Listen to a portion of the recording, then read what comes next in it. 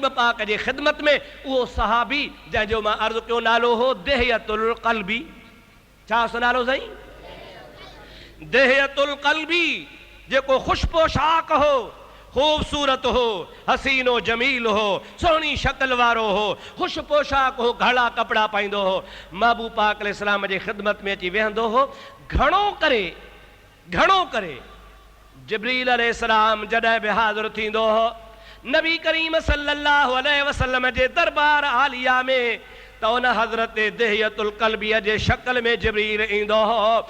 ॾिसण वारा माण्हू इहे चवंदा हा त हे हज़रत दहियतुल क़ल्बी वेठो आ, पर मुंहिंजो प्यारो हज़रत मोहम्मद मुस्तफ़ा सुञाणंदो हो त हे दहियतुल क़ल्बी सहाबी नाहे, बल्कि उन जे शक्ल सूरत में अल्लाह पाक वटां मूं वटि अल्लाह जो मलाक हज़रत जिब्रील अमीन आयो आहे। वो नबी पाक सल्लल्लाहु अलैहि वसल्लम सां गुफ्तगू कंदा हा ऐं उहो दहियतुल क़ल्बी सहाबी महबूब जे बचड़नि इमाम हसन ऐं इमाम हुसैन सां सहाबी प्यार कंदो हो, मोहब्बत कंदो हो। इन जे करे त मुंहिंजे प्यारे नबी पाक सल्लल्लाहु अलैहि वसल्लम जा बचड़ा हन ऐं कई दफ़ा हुज़ूर करीम अलैहिस्सलाम फरमाईंदा हा, ऐं मुंहिंजा मौला मुंहिंजी हसन सां मुहब्बत आ, मुंहिंजी हुसैन सां मुहब्बत आ, ऐं मुंहिंजा मौला मां हिन सां मुहब्बत थो कयां, पर या अल्लाह मां तोखे इहो बि अर्ज़ थो कयां त जेको मुस्लमान मुंहिंजे हिन बचड़नि सां मुहब्बत करे, प्यार करे, मुंहिंजे हसन हुसैन सां प्यार करे, ऐं अल्लाह तूं बि उन सां प्यार कजां।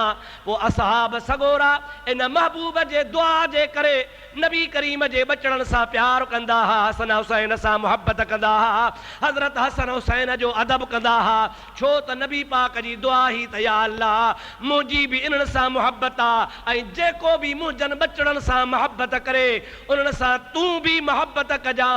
पोइ मुंहिंजे महबूब पाक अलैहिस्सलाम जो सहाबी हज़रत दहियतुल क़ल्बी बिनी शहज़ादनि खे कुल्हनि ते खणी मदीने में घुमाईंदो। ॾाढड़ा हा, महबूब जा शहज़ादा हा, नबी करीम अलैहिस्सलाम जे ज़ात बाबरकात जे उन असहाबी सगोरे जे कुल्हनि ते चढ़ी मदीने जे घिटनि में सैर कंदा हा, ऐं उहो सहाबी ख़ुशि पियो थींदो हो त हबीब जी औलाद आहे, नबी जा बचड़ा हल, मुंहिंजे प्यारे महबूब पाक अलैहिस्सलाम हिन सां प्यार कयो आहे, ऐं नबी करीम दुआ घुरी आहे त जेको हिन सां प्यार करे या अल्लाह तूं उन सां प्यार कजां। पोइ मुंहिंजे महबूब पाक जा असहाब उन महबूब जे बचनि खे मदीने में खणी कुल्हे ते घुमाईंदा हा। हिकिड़े ॾिहाड़े हदीस में ईंदो आहे, महबूब जी ख़िदमत में जिब्रील आयो, मलाइक आयो, वही खणी आयो, पर शक्ल कहिड़ी में आयो? हज़रत दहियतुल क़ल्बी जे शक्ल में, उन सहाबी जे शक्ल में। नबी करीम त सुञातो त हे मलाइक आहे, अची वेठो, गुफ़्तगू शुरू थी वई, लेकिन तो मां ॿियनि ॾिसण वारनि चयो त हे दहियतुल क़ल्बी आहे, फलाणो सहाबी आहे।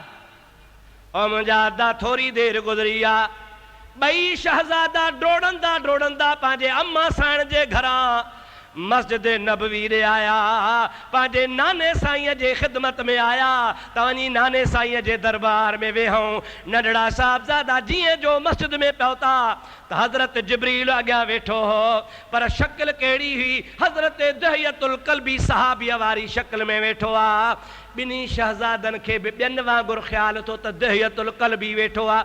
नाने जे कचहरीअ में वेहण जे बजाए हुननि खे यादगिरो अची वियो त असांखे मदीने में घुमाईंदो आहे। ॿाराणे ख़्याल में हिकिड़ो मलाक सगोरे जे हिन कुल्हे ते चढ़ी वेठो, ॿियो हिन कुल्हे ते चढ़ी वेठो आहे त मलाइक, पर शक्ल इंसानीअ में वेठो आहे।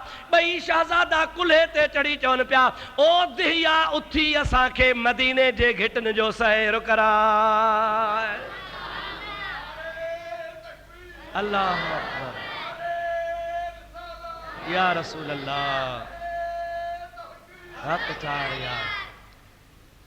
ॿियनि सहाबनि चयो त हाणे दहियतुल क़ल्बी आहे, इहो हमेशह शहज़ादनि खे कुल्हे ते खणी घुमाईंदो आहे, ऐं शहज़ादा बि उन हुज ते पुराणी आदत ते अची कुल्हे ते वेठा अथसि। पुछा कोन, पर नबी करीम त सुञातो पे न सही।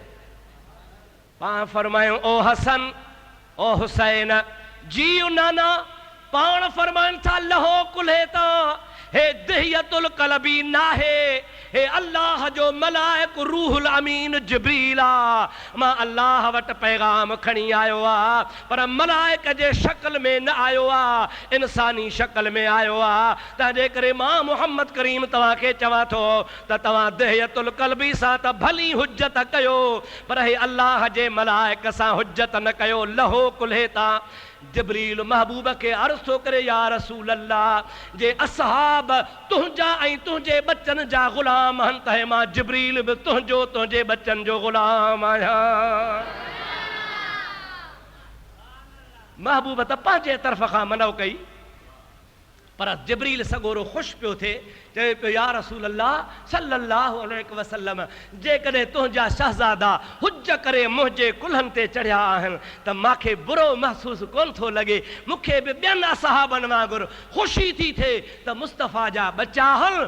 अगरि हबीब राज़ी आहे त जिब्रील थो चए मूंखे बि फ़ख़ुरु आहे, मूंखे बि ख़ुशी आहे। ऐं मोहम्मद मिठा जे तूं राज़ी आहे ऐं तो दुआ घुरी आहे त या अल्लाह जेको हिननि सां प्यारु करे त असां तूं प्यारु कजां, इन्हनि खे मां पंहिंजे कुल्हे ते खणा थो ऐं मूंखे ख़ुशी आहे त तुंहिंजे बच्चनि जे सदके ख़ुदा अञा वधीक मुंहिंजे मथां राज़ी थी पवंदो।